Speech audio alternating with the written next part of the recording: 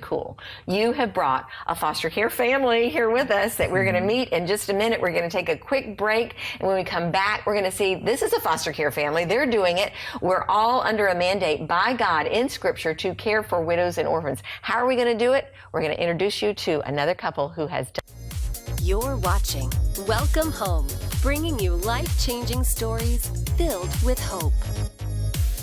So glad that you joined us. Thanks for being here with us today. Now we have that wonderful couple that I was telling you about are going to tell us about their experience as foster parents, even though they have, unbelievably, 7 biological, count them, 7 biological children. Susan and Brad Kaufman, thank you so much for being here with us today. What a great picture of what a family should look like, right? Right. So you have 7 children of your own, and right now you're not fostering any children, but you've had children through the years. Tell us what made you, first of all, what made you get into the foster care system? Why, when you already have 7 children? It was about 5 years ago. We were at a Bible study with some people from our church, and there was a lady there that wasn't part of the study, but she came as a visitor, and she was involved in the foster care system herself. And she was telling us that at that time, there were so many infants coming into the system, they didn't have enough homes for them. And it really broke my heart and spoke to me. And I said, you know, that's something that we could do. We're busy. We've got kids in high school, but we could take a baby with us wherever we go. And so we started taking the classes, and it took some convincing on our part to be ready for it. But about 4 years ago, right around this time of year, we got our first foster child. And it was an infant that you took in, because your youngest right now is 16. So when you did this 4 years ago, your youngest was 12, right? We had about 5 kids at home, and it was not an ideal situation. Actually, I didn't want to do it. I took a lot of convincing. I prayed. Every class we went to, I would say, I'm not doing this. And I'm going through the classes because you want to do it. That's great. You want to think about it, but there's no way after raising 7 children that I'm going to get up in the middle of the night. Right. So it was very much God just slowly convincing me that this really was him. See, what I would have thought, Susan and Brad, is that you would be a part of Betsy's program, Betsy and Rashad's program, Commission 127, and that you would minister to other foster families. You know what I'm saying? Why did you decide, other than God, that you would bring children into your home? Right, Betsy? We probably would have if we had known about it. That would have been easier. We were totally on our own.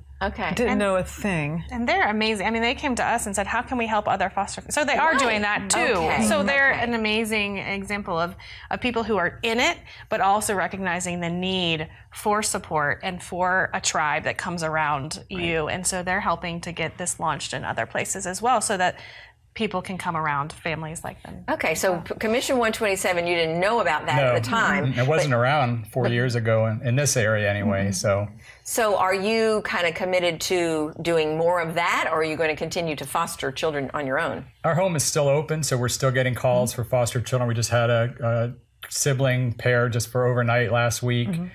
So we're still doing fostering.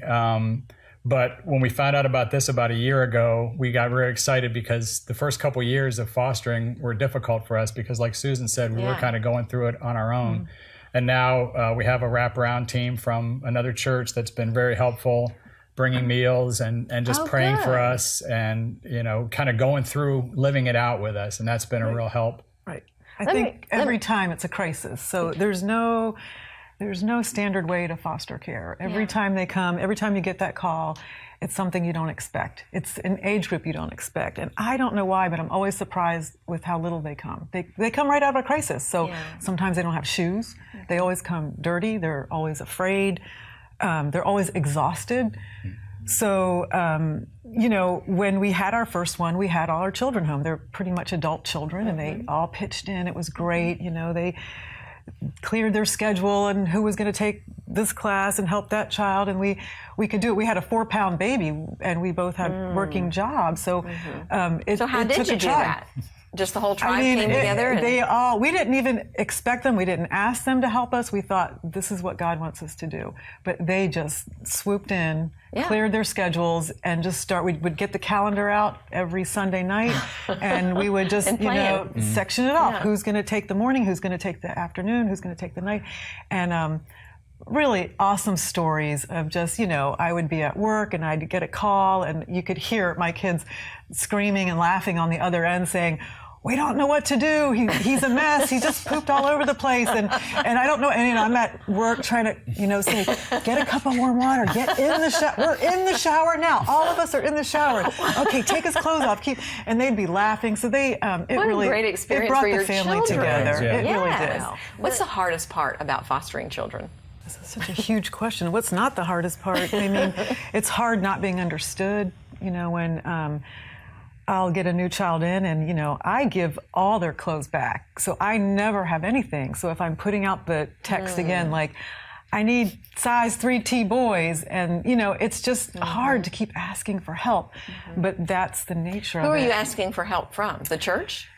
You ask for your friends and neighbors and families. The great thing about meeting Commission 127 is finally I had a group of people that were trained and understood me. Like, I'm just I don't have it together. I'm going to panic too when they come to my house because it's a new set of tragedies. It's a new, I had a police officer tell me she cried. Like, she came to our house to drop off some kids. We just had them for 24 hours, 4 kids. I just happened to be up at 4 a.m, got a call. We've got, it started off with 1 kid. Then it was like, well, how about 2? Well, I'm like, just bring them all here. All at one time. And so they came and they all slept on the couch for a long, long time. But the officer called me back the next day and she goes, I usually don't do this, but I actually went home and cried. Wow. She said, I've never had a child hold my hand and thank me on the way to a person's, the foster person's house. That is the tragedy. So having to have people understand that they're in trauma and you have secondary trauma because you're bringing them in, you're also thinking, oh my gosh, I can't. If you've never held an infant and seen fear in an infant's eyes, you're just, I've had 7 children, so you think, oh, I've been there, done that. I've never been there, done that. I don't have those spidey senses for this kind of trauma. So how are you equipped to do that? So we're not really. We've learned as we've gone, and Commission 127 has definitely helped. They have a lot of resources, a lot of videos and things, and just having that network around that you can ask people. We've asked the Bells a lot of times. Yes. What would you do in this situation, or how did you deal with this? Betsy has called me. I've been crying She's on on her your shoulder. speed dial, right? Yeah. It's tough. I've called your husband like, I got nothing. And it's if you don't have a community around you, I don't know how you would last more than a year. I really don't. And with each child, they're going to get better at how to handle certain things. They're going to learn things. And so the longer we can keep them fostering, the better for the children, the more opportunities they have to learn. And So Brad, did you think of a big challenge that you have, or is it kind of along the lines of Susan's? What she said is definitely true. I think one other challenge for me is you just don't know how long you're going to have the kids. Right. We've had kids overnight, and we've had kids for 2 years. Yeah. And you don't know when they come and they drop them off. There's very little information about their background, where they're coming from, what the legal status is. So you really have no idea. Am I going to have them for a night or a week or a month or a year? You don't know. And so, to pour into them and, to believe God for them and give them as much love and as much care as you can in the time that you have, however short or long it's going to be. But you do pour into them. You are able Absolutely. to bond, even though you don't know if they're going to be leaving your house the next day. You do the best that you can have to for bond. them. It's the best thing for them. So I guess I would say, so many people say, oh, I could never do that because I couldn't let them go. And it's like, well, you are an adult. And that's not to guilt anyone into it, but as adults and Christians, we have to absorb their pain. Right. We have to carry it for them, and that's part of the pain. It's like it's my privilege to carry that pain, so you can just have this little break, and I can plant these little seeds in you that you're loved. That maybe when you're 18, I'm going to invent a tattoo, and it's going to be invisible. It's going to be right on their leg, and when they turn 18, my phone number is going to appear. It's going to say, "Call me." Susan, that's great. But that's the thing, is that we do believe in godly seeds. That something spiritual is happening. So, we cry out to God with our pain, but it's a different kind of pain. You know, we know that God is using him. You know, I think that's the first thing you have to learn is, even if you have him for a day, something amazing is happening. You just don't see it, but something is happening. So, Thank you for what you're doing. Commission 127, Betsy and Rashad Bell. If you want more information on this incredible ministry, there's a website on the screen for you. Please go to that. Remember the mandate, Commission 127, James 127, which says to care for widows and orphans. And also Brad and Susan Kaufman. What an incredible couple and family they are as well. Pray about it. Just see what God would have you do in your efforts to obey the mandate to care for widows and orphans. We have more coming up. We'll be right back.